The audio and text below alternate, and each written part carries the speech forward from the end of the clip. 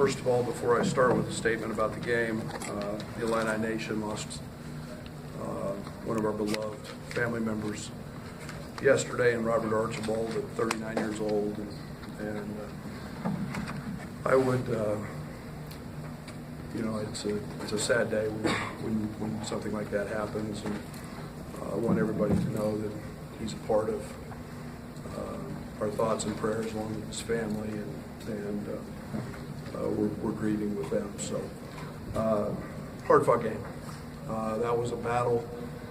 I'm very proud of our team because it was a night that was a little uncharacteristic of us, getting out rebounded, giving Michigan a lot of credit. But we didn't have our usual punch we get from Kofi and Georgie, 4 of 16.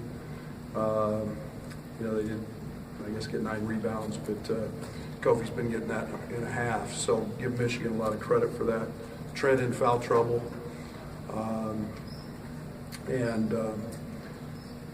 I can't say enough about DeMonte Williams and the job he did today. I think he guarded every player on the floor for them at some point, and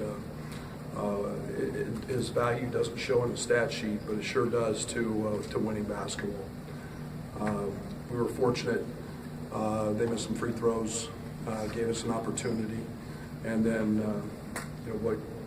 I've run out of adjectives to talk about Io, and it's what great players do. That last play was guarded as well as you could possibly guard it, and there was a really good player making a really hard shot, and kudos to Michigan again for they guarded it. They did what, and we were playing for the last shot, and Io knocked that down, got it where he needed, and I'm glad he's in our uniform on our team. Brad, given what he's been doing late in games, was it just scripted up for him, let him do whatever he wanted? Yeah, it wasn't a very long discussion amongst the coaches, and I think our big discussion was whether to run somebody into a screen or slip it or just let him play. And the one thing Io has at 6'5" is the ability to get it over people, get it over smaller guards. So we just chose to let him go. And I've seen him practice that shot a million times. He stops on a dime and got it to 15 feet. So it was well guarded, but he knocked it down. What did they do differently on defense to slow Georgie and Kofi? Yeah, I got to look at the film. I mean, they're big, they're physical. I didn't think we did a very good job of playing in flow and rhythm. I thought we were really flat to open the game, to be honest, and our movement was not maybe as cohesive and together, but give them a lot of credit. Their size. Tonight we got out rebounded, which hadn't happened very often. And I loved Kofi's looks early. Kofi missed 3 or 4 or 5 bunnies, and so did Georgie that he normally makes. So you get what we get 16 shot attempts for those guys, and that doesn't happen very often where they only make 25% of them. Brad, congrats on your 150th D1 win as a coach. I didn't know that. Thank you. You've done that in 7 years. What is it taking from the team and the staffs that you put together? Well, every head coach is only as good as the staff that he puts together, and I've been remarkably blessed, and to have great staff and very good players, and that was started obviously at Stephen F. Austin, Oklahoma State, and now here, and it's definitely. Head coaches get too much blame and too many accolades sometimes, but it's we're a family. We use that word a lot, and it's definitely the Illini basketball family is a big part of all of this. Brad, what's different about them without Isaiah Livers on the floor? Well, I thought they were playing very good. I'll be honest. We had anticipated them having Isaiah, and yet I think the one thing that he proved early was he was probably one of the best pro prospects in our league. That size, that versatility, he was shooting at an extremely high level.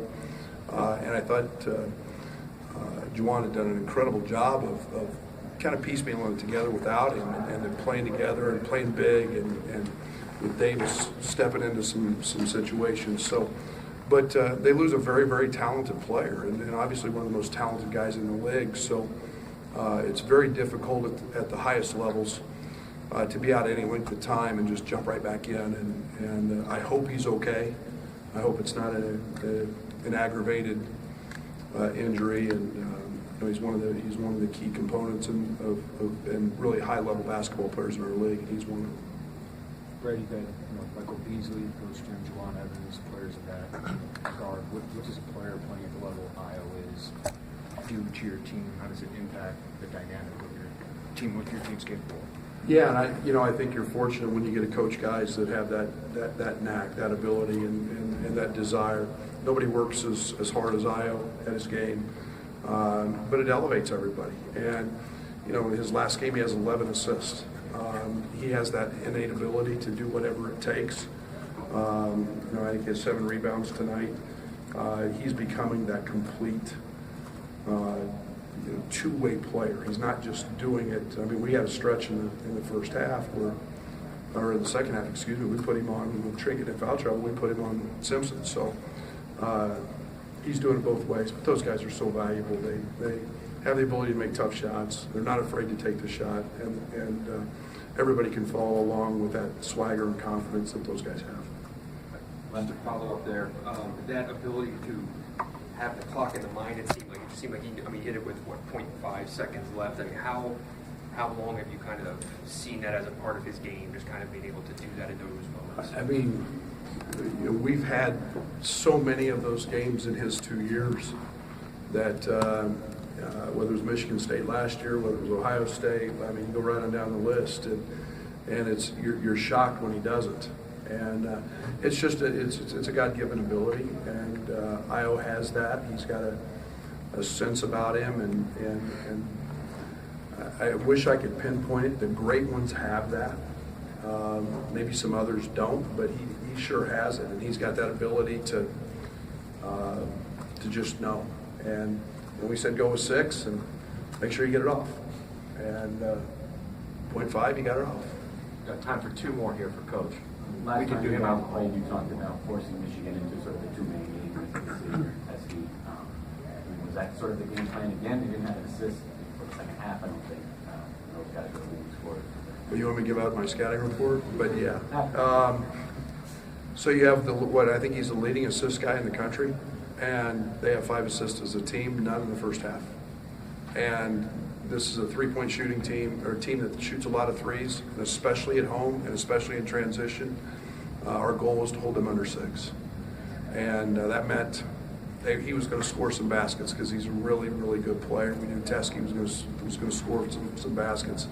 But you just play percentages, and you play numbers. And if you would have told me before the game that we're going to hold Michigan to 5 assists, I would have liked our chances.